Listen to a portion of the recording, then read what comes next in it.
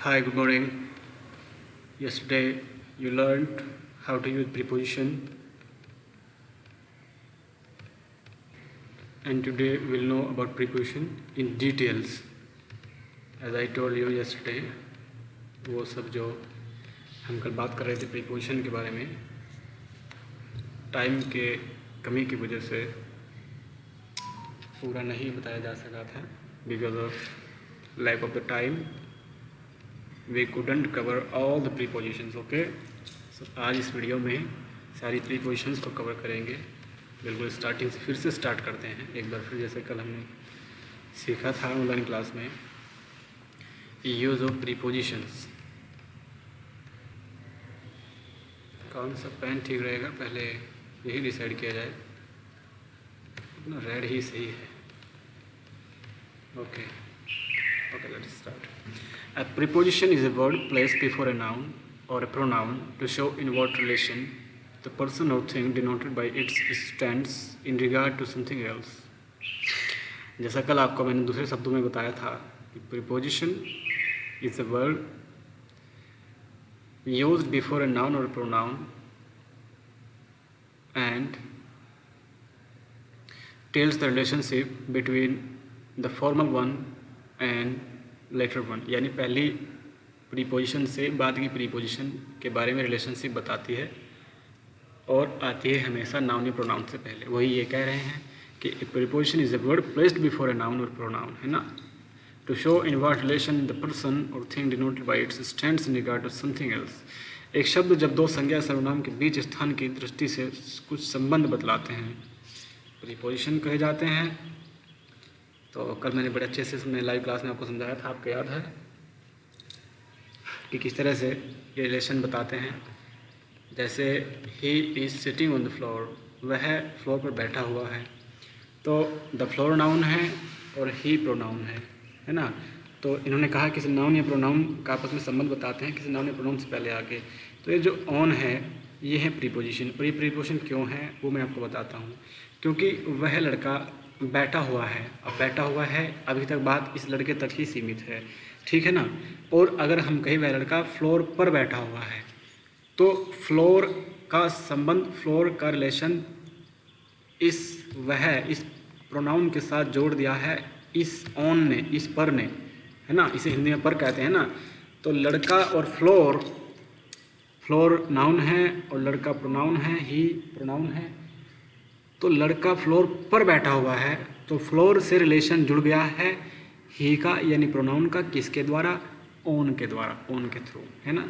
तो जो भी रिलेशन जोड़ने का काम करते हैं नाउन से प्रोनाउन का या नाउन से ही नाउन का, उन्हें कहते हैं प्रीपोजिशन. दूसरी पहचान ये है कि हमेशा किसी नाउन या प्रोनाउन से पहले आते हैं. ये देखिए इस नाउन से पहले आए हैं. This book is on the table. ये देखिए ऑन द टेबल, है ना. ये देखिए टेबल से पहले आया है. यह बुक मेज पर है तो बुक का संबंध टेबल से जोड़ा है इस ऑन ने. ही लिव्स इन अमेरिका, तो ही का संबंध, ही का रिलेशन जोड़ा है अमेरिका के साथ में. किसने? इन ने. वह अमेरिका में रहता है तो अमेरिका का संबंध ही से जोड़ दिया. किसने? इन ने. इसलिए प्रीपोजिशन है. पहले वाक्य में ऑन प्रीपोजिशन है जो ही और फ्लोर के बीच स्थान के संबंध को बताता है. बिल्कुल, ये मैं आपको बता चुका हूँ. अब नोट देखिए. डेफिनेशन के अनुसार प्रीपोजिशन का प्रयोग किसी नाउन या प्रोनाउन से पहले होता है, वो मैं आपको बता चुका हूँ. किंतु कभी कभी प्रीपोजिशन का प्रयोग नाउन या प्रोनाउन से पहले नहीं होता. वो कैसे? एग्जांपल देख लेते हैं. This is the house I live in. बिल्कुल, या वही घर है जिसमें मैं रहता हूँ, हो सकता है. What are you searching for? हाँ, होता है. क्या ढूंढ रहे हो? हाँ. This is the boy whom I gave some money to. या वही लड़का है जिसको मैंने कुछ मनी दी थी. इसको आप ऐसे भी प्रयोग कर सकते हैं. This is the boy to whom I gave some money, है ना. और यहाँ भी कर सकते हैं, है ना.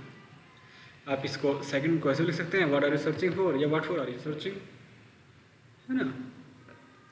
तो लिख सकते हैं, बाद में भी आप यूज़ कर सकते हैं कुछ वाक्यों में. Classification of prepositions. प्रीपोजिशंस का क्लासिफिकेशन करते हैं, वर्गीकरण करते हैं. तो preposition of direction, towards, for long, जो कि डायरेक्शन बताते हैं, जो दिशा की तरफ को इंगित कराते हैं, आपको इशारा कराते हैं. तो to, towards, for, along, against, cross up, down, into, etc. Use देखिए इनके, टू का प्रयोग लक्ष्य डेस्टिनेशन के लिए किया जाता है। जैसे I am going to Kanpur, बिल्कुल मैं कानपुर जा रहा हूँ, तो देखिए ये एज ए डेस्टिनेशन। वैसे गो की प्रीपोजिशन टू ही लगती है ना। जब कहीं को जाते हैं, जब डेस्टिनेशन के लिए आपको लक्ष्य दिखाई देता है कि कहीं को जा रहे हैं, going to Lucknow, going to Kanpur, लेकिन अगर कहीं से आ रहे हैं, है ना, या कहीं से कहीं और जा रहे हैं, डेस्टिनेशन कोई और है, सपोज दैट आप कानपुर जा रहे हैं, गोइंग टू कानपुर, लेकिन अगर आप कानपुर से जा रहे हैं, है ना, आप कानपुर से कहीं और जा रहे हैं, मतलब कानपुर से दिल्ली जा रहे हैं, है, तो going from Kanpur to Delhi, है ना, तो टू का मतलब है डेस्टिनेशन। अब ये दिल्ली को जा रहे हैं तो टू दिल्ली आएगा, कानपुर से जा रहे हैं तो फ्रॉम कानपुर। टूवर्ड्स का अर्थ है की ओर, इन द डायरेक्शन हो, या दिशा बतलाता है। जैसे I am going towards the station, मैं स्टेशन की तरफ को जा रहा हूँ, है ना, I am going to the station, मैं स्टेशन जा रहा हूँ, मैं स्टेशन नहीं जा रहा, स्टेशन की तरफ को जा रहा, क्या पता कहाँ जा रहा, तो आई am going towards the station. तो टूवर्ड्स मतलब है इन द डायरेक्शन ऑफ, की दिशा में, यानी उस तरफ को जा रहे हैं, जरूरी नहीं वहीं जा रहे हैं। अगर यहाँ टू होता तो भैया ये स्टेशन पर ही जा रहे थे, है ना, I am going to the station. Okay okay. अब थर्ड, फॉर का प्रयोग भी प्रीपोजिशन ऑफ डायरेक्शन यह के रूप में लक्ष्य डेस्टिनेशन के लिए होता है। जैसे they are living for Agra tonight, जैसे इन्होंने डेस्टिनेशन टू के लिए बताया, वैसे ही फॉर का प्रयोग भी होता है। They are living for Agra tonight, वे आज रात आगरा के लिए निकल रहे हैं, है ना, आगरा के लिए जा रहे हैं। या दे आर लिविंग, लिविंग के बाद तो टू नहीं आता, या फिर ऐसा लिखते कि they are going to Agra tonight, है ना, दे आर लिविंग फॉर, समझ गए हैं आप।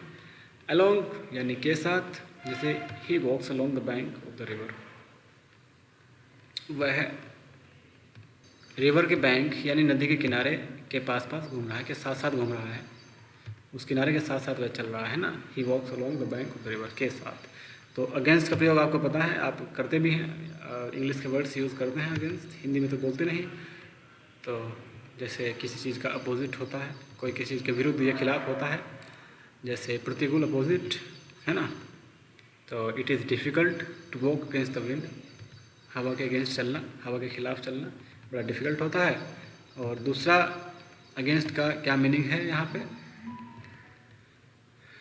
सटकर किसी चीज़ से, प्रेसिंग ऑन, दबाकर, there is a ladder against the wall, है ना, दीवार से सटकर, दीवार के पास बिल्कुल सामने दीवार के एक लैडर है, सीढ़ी है, तो सामने भी होता है, बिल्कुल सटकर किसी चीज़ के बगल में होता है ना। तो he is leaning against the wall, वह लीनिंग यानी झुककर खड़ा हुआ है वॉल के अगेंस्ट, वॉल से बिल्कुल सटकर, वॉल के पास, दीवार के पास। अक्रॉस देखते हैं, ये सारी मीनिंग आपको याद रखना है, एक दो एग्जांपल इन्होंने दिए हैं, ये आपको जरूर याद रखना है, इनमें से ही आ जाएगा क्वेश्चन में, है ना। अक्रॉस का प्रयोग भी कई अर्थों में होता है, जैसे उस पार, on the opposite side of, Mohan lives across the bridge, bridge के पार रहता है, या फिर किसी चीज़ के पार जाना, अक्रॉस मतलब पार ही होता है, इस पार से उस पार जाना, किसी को क्रॉस करके, from one side to another, जैसे एक साइड से दूसरी तरफ जाना, जिससे कि नदी से तैर के पार करते हैं ना, अक्रॉस द रिवर कहते हैं, अक्रॉस द रिवर याद रखना है। Bridge is laid across the river, एक पुल पड़ता है, एक पुल पड़ता है, कहाँ पे पड़ता है, अक्रॉस द रिवर, नदी के आर पार, है ना। नॉट केम अक्रॉस का तात्पर्य अचानक मुलाकात होने से होता है, हाँ बिल्कुल बिल्कुल, कम अक्रॉस का मतलब होता है अचानक मुलाकात होना, जैसे such type of people will come across you, है ना, एनीवेयर इन द स्ट्रीट, इस तरह के लोग आपको कहीं पर भी टकरा जाएंगे, अचानक से मुलाकात हो जाएगी। मैंने कहा ना, this type of people will come across you in the street, है ना, या द स्ट्रीट, गलियों में आपको कहीं भी अचानक से टकरा जाएंगे, अचानक से मुलाकात हो जाएगी। तो कम अक्रॉस का मतलब होता है भैया अचानक से मिल जाना, मुलाकात होना, टकरा जाना, है ना। ही केम अक्रॉस मी, वह मुझे मिल गया, टकरा गया, अचानक से टकरा गया, यानी कि उसने आपको सींग मार दिया, टक्कर मार दी, टकरा, अचानक से मुलाकात हो गई जिसकी एक्सपेक्टेशन नहीं की थी, यानी unexpectedly we met each other, हम एक दूसरे से अनएक्सपेक्टेडली मिल गए, दैट मीन्स केम अक्रॉस। तो आपका तो आपको पता है, बताने की ज़रूरत नहीं है। ऊपर ही क्लाइंब अप द माउंटेन, है ना बेटा, माउंटेन पर चढ़ा। डाउन का भी आपको पता है, इसकी ज़रूरत नहीं बताने की। सी क्लाइंब डाउन द ट्री, पेड़ से नीचे उतर गया। जब क्लाइंब का मतलब चढ़ना भी होता है, उतरना भी होता है, ये बात आपको याद रखनी है। क्लाइंब के बाद में आप अप लगा दो तो चढ़ना, he climb up the mountain, he climb up the tree. और उतरना है आपको तो डाउन लगा दो, he climb down the tree, पेड़ से नीचे उतरना, और क्लाइंब अप चढ़ना। तो इनटू का आपको मीनिंग पता है, कल मैंने वैसे लाइव क्लास में ये बताया था। इनटू का प्रयोग अंदर की और गति करने के लिए होता है। मैंने कहा था ना गति करने के लिए इनटू, जैसे कि the cat jumped into the river, एक बिल्ली नदी में कूदी, he went into the room, घर में गया, यानी दोनों में गति है, दोनों में मूवमेंट है, कोई भी चीज़ स्टिल नहीं है। कैट भी जंपिंग रिवर में जंपिंग कर रही है और आदमी रूम के अंदर चला गया, गति है। हाँ, अगर ये आदमी रूम में बैठा होता, आराम से बेड पे बैठा पड़ रहा है, तो he is reading in the room, है ना, सिटिंग ऑन द बेड, फिर इन द रूम होता, लेकिन मैं रूम में गया, है ना, उसमें गति है, मूवमेंट है, तो इनटू लगेगा। अच्छा जी, अब प्रीपोजिशन ऑफ प्लेस पोजीशन देखते हैं। At, in, on, above, below, over, under, between, among, amongst, mid, amidst, before, behind etcetera.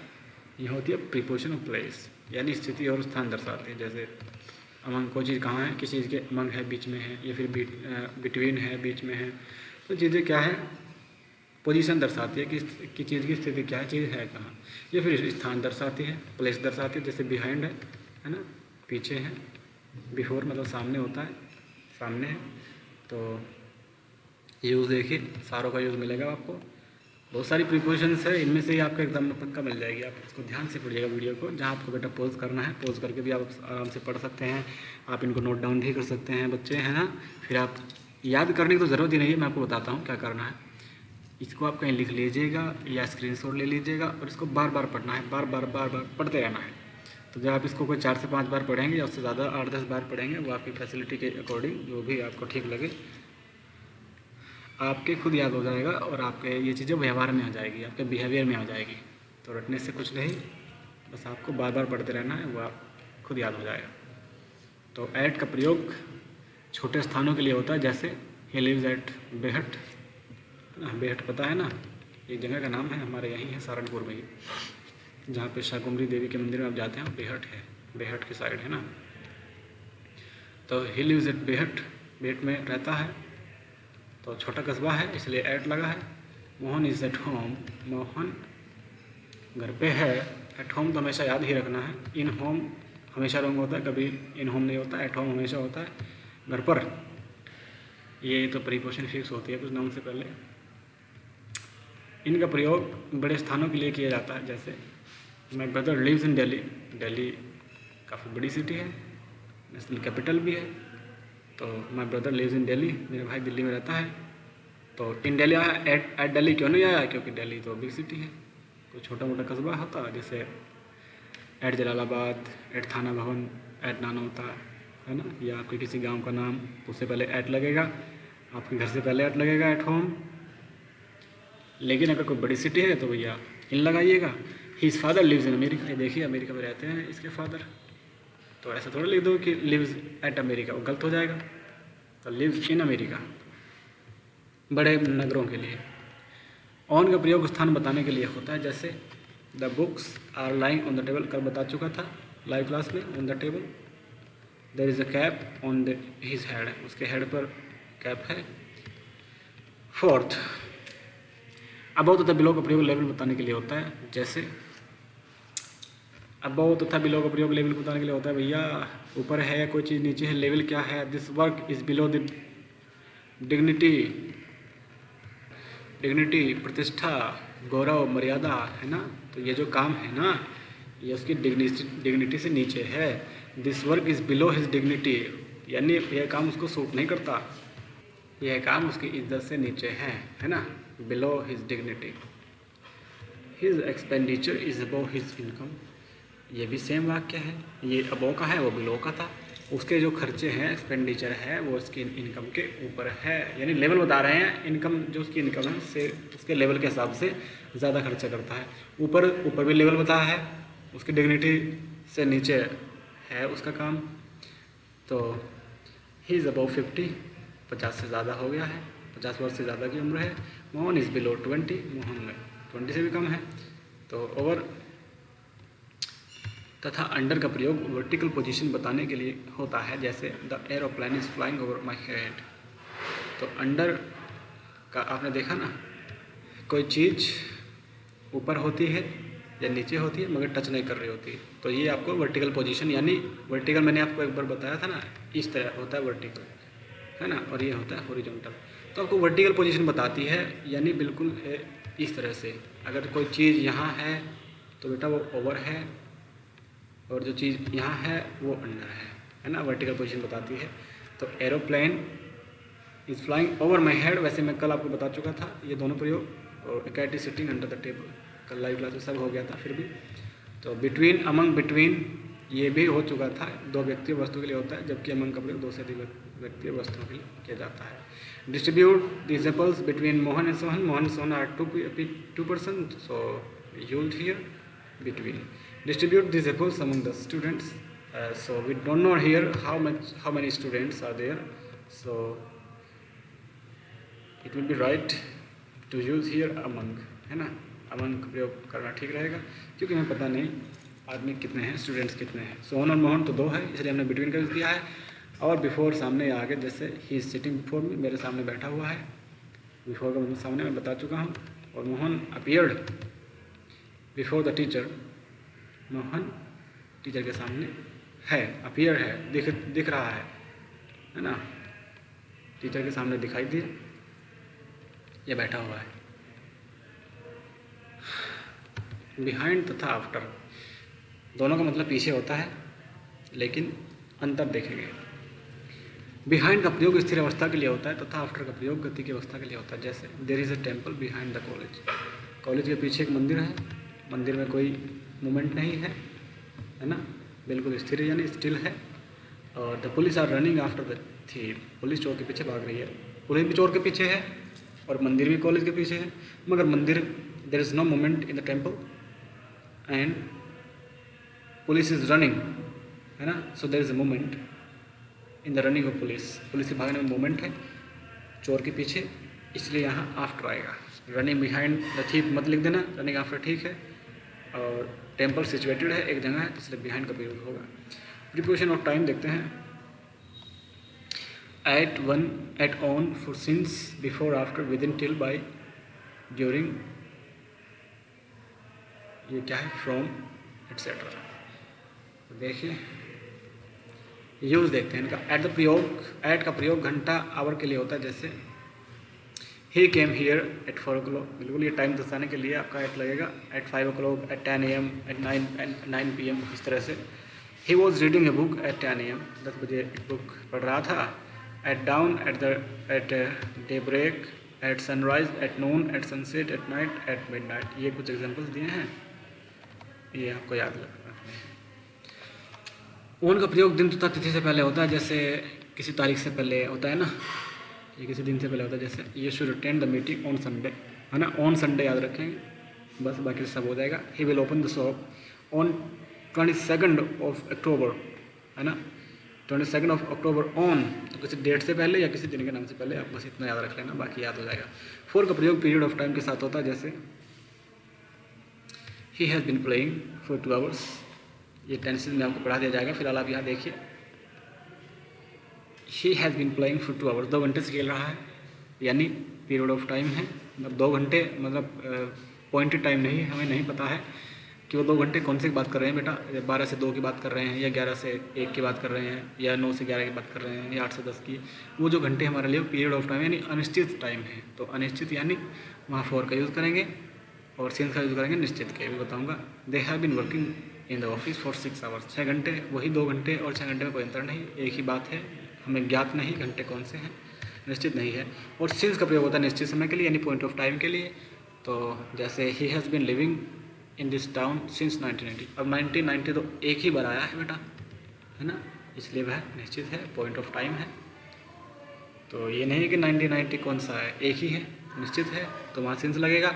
Mohan has been absent since March से एब्सेंट है, यानी कौन से मार्च, जो जिस मार्च की हम बात कर रहे हैं, यानी इस वर्ष के मार्च से, तो ये भी निश्चित है, हमें पता है जिस वर्ष में हम फिलहाल जहाँ रह रहे हैं, जो फिलहाल सन चल रहा है, ईयर चल रहा है, उसी के मार्च की वो बात कर रहे हैं, तो निश्चित है, इसलिए सिंस का प्रयोग होगा। तो टिल अंटिल का प्रयोग देखिए, पॉइंट ऑफ टाइम के साथ होता है, जैसे you have to stay here till until next Monday, आपको यहाँ ठहरना पड़ेगा।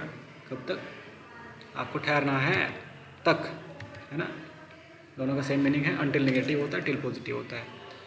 टिल तक और अनटिल जब तक नहीं, है ना। तो जब तक मंडे नहीं आ जाता तब तक आपको ठहरना है। ऐसे तो अनटिल का मीनिंग निकलेगा हिंदी में, और टिल का मतलब है कि मंडे तक ठहरना है। I shall wait for you till until next week, मैं आपका अगले महीने तक इंतज़ार करूँगा। और अनटिल से मीनिंग निकालें तो आपका इंतज़ार करूँगा जब तक अगला महीना नहीं आ जाता। तो अनटिल नेगेटिव है, टिल पॉजिटिव है, एक जैसे यूज़ है, किसी को भी आप यूज़ कर सकते हैं, इसलिए इन्होंने दोनों एक साथ दे दिए हैं।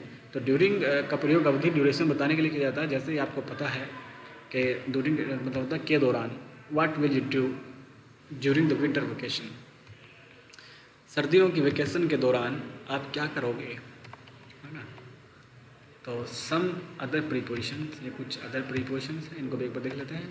अबाउट का प्रयोग निम्न अर्थों में होता है, जैसे के बारे में, on is talking about you, ये तो सब आपको पता है, आप बहुत इंग्लिश अच्छे से आप यूज़ भी करते हैं। अबाउट इन्फिनिटिव, कार्य के तुरंत बाद, अबाउट के बाद लगता है टू, तो मतलब है कि कार्य कोई होने ही वाला है ना। ये देखिए अबाउट प्लस इन्फिनिटिव, इन्फिनिटिव किसे कहते हैं? ऐसी वर्ब होती है जिसके पहले टू लगता है। तो अगर अबाउट के बाद कोई इन्फिनिटिव यूज़ होता है, यानी अबाउट टू वर्ब यूज़ होती है, तो मतलब है कि कोई कार्य होने ही वाला है। देखिए हिंदी में लिखा है कार्य के तुरंत होने के बाद में, जैसे she is about to sing, वह गाना गाने ही वाली है। The train is about to come, train आने ही वाली है ना। मैं आपको पढ़ाने ही वाला हूँ, I am about to teach you, है ना। तो अबाउट टू के बाद में जो भी मेन वर्ब की फर्स्ट फॉर्म लगती है तो समझ जाइएगा कि कोई चीज़ होने ही वाली है, वहाँ यूज़ करते हैं। तो ऑफ का प्रयोग भिन्न अर्थों में होता है, जैसे ओरिजिन यानी स्रोत में, जैसे he comes of a noble family, वह है स्रोत यानी कहाँ से कोई चीज़ आ रही है, वह एक नोबल फैमिली, एक सभ्य परिवार से आता है ना। और काउज कारण बताता है, he died of cancer, cancer से मर गया। तो यहाँ ऑफ ने कारण बताया, किससे मर गया? He died of cancer, cancer से मर गया।